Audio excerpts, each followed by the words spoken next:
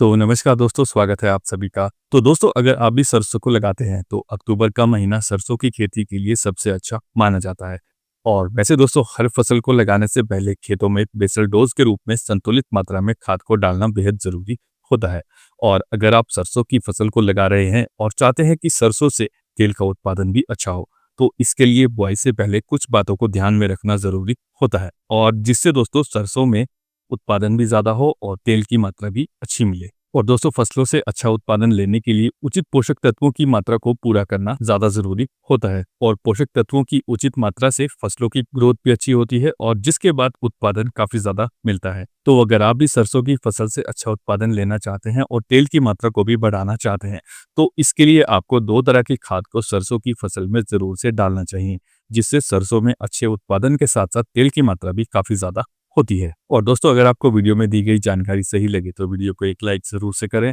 और यदि चैनल पे भी नए हैं तो चैनल को भी सब्सक्राइब जरूर से करें। तो आइए दोस्तों, चलिए शुरू करते हैं आज का वीडियो। और इसके बाद दोस्तों, एक बात और, आप दोस्तों सरसों की बुआई के लिए जो भी बीज आपके एरिया में मिले या फिर जिस बीज से आपके एरिया में अच्छा उत्पादन मिलता है, आप उस बीज को उपयोग में ले सकते हैं। और दोस्तों, इसके अलावा सरसों को शुरुआती समय में फंगस के रोगों से बचाने के लिए दोस्तों आपको सीड ट्रीटमेंट करना काफी ज्यादा जरूरी होता है। तो इसके लिए दोस्तों आप साफ फंगिसाइड को 4 से 5 ग्राम प्रति किलो बीज के हिसाब से उपयोग में ले सकते हैं। और इसी के अलावा दोस्तों आपको एक इंसेक्टिसाइड से भी बीज का उपचार करना जरूरी होता है, ताकि अगर मिट्टी में दोस्तों कोई कीट हो तो उससे सरसों के बीज को नुकसान ना हो। तो इसके लिए दोस्तों आप थाइमेथॉक्सम इंसेक्टिसाइड को उपयोग में ले सकते हैं। और दोस्तों, यदि आप सरसों के बीज को उपचार करने के बाद यदि सरसों की फसल को लगाते हैं तो इससे दोस्तों सीड जर्मिनेशन काफी ज्यादा अच्छा होता है, और फसलों में शुरुआती समय में फंगस और कीट के कारण रोगों का अटैक भी काफी ज्यादा कम होता है, और जिससे दोस्तों आपको उत्पादन अच्छा मिलने के चांस जो है वो काफी ज्यादा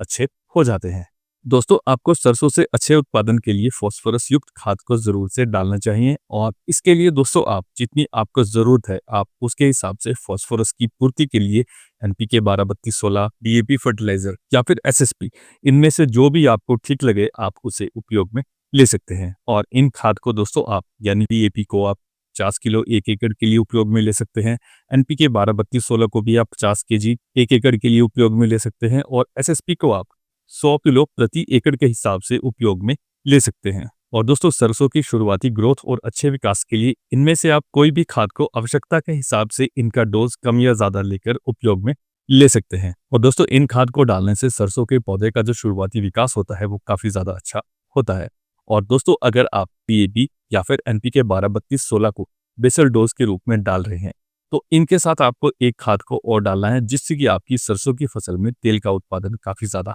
होता है। तो इसके लिए दोस्तों आपको लेना है सल्फर बेंटोनाइट 10 किलो प्रति एकड़ के हिसाब से, और इसमें दोस्तों सल्फर की मात्रा 90% होती है। और सल्फर दोस्तों सरसों में तेल की मात्रा को बढ़ाने में काफी ज्यादा सहायक होता है।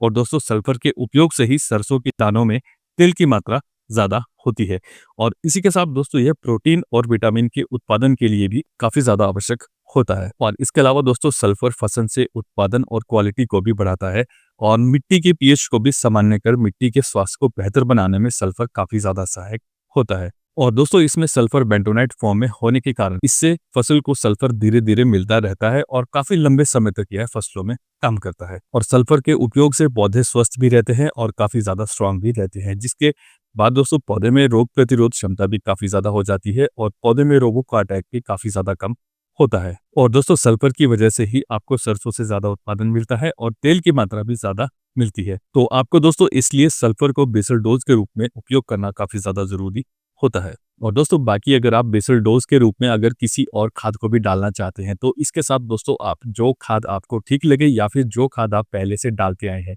आप उस खाद को भी उपयोग में ले सकते हैं। लेकिन दोस्तों, आपको हर खाद के साथ सल्फर को जरूर से यूज करना है, और आपको आपकी फसल से तेल का उत्पादन भी उसी अवस्था में ज्यादा मिलता है यदि आपकी फसल में सल्फर की पूर्ति अच्छे से हो। और दोस्तों, अगर आपने किसी वजह से बेसल डोज में सल्फर को उपयोग ना किया, तो उस अवस्था में दोस्तों आप जब आपकी फसल 30-35 दिन की हो जाती है या फिर पहली सिंचाई का समय हो, तो उस समय आप 1 किलो सल्फर पाउडर को 1 एकड़ में स्प्रे के माध्यम से दे सकते हैं, और इस तरह से दोस्तों आप सरसों की फसल में सल्फर को दे सकते हैं। और दोस्तों, इसके अलावा अंत में जो तेल वाली फसलें होती हैं उनमें तेल की अच्छी मात्रा के लिए सल्फर काफी ज्यादा जरूरी पोषक तत्व होता है और आप इसे बेसल डोज के रूप में भी उपयोग में ले सकते हैं, या फिर अगर किसी कारणवश आप अगर इसे बेसल डोज में ना डाल पाएँ, तो आप फिर बाद में इसे स्प्रे के माध्यम से भी अपनी सरसों की फसल में दे सकते हैं, जिससे कि आपको सरसों की फसल से उत्पादन काफ़ी ज़्यादा अच्छा मिलता है और तेल की मात्रा भी काफ़ी ज़्यादा अच्छी मिलती है। और दोस्तों ये था आज का वीडियो। अगर आपको आज का वीडियो अच्छा लगा हो तो वीडियो को लाइक करना, कमेंट करना और यदि चैनल पे भी नए हैं तो चैनल को भी सब्सक्राइब करना। तो मिलते हैं आपसे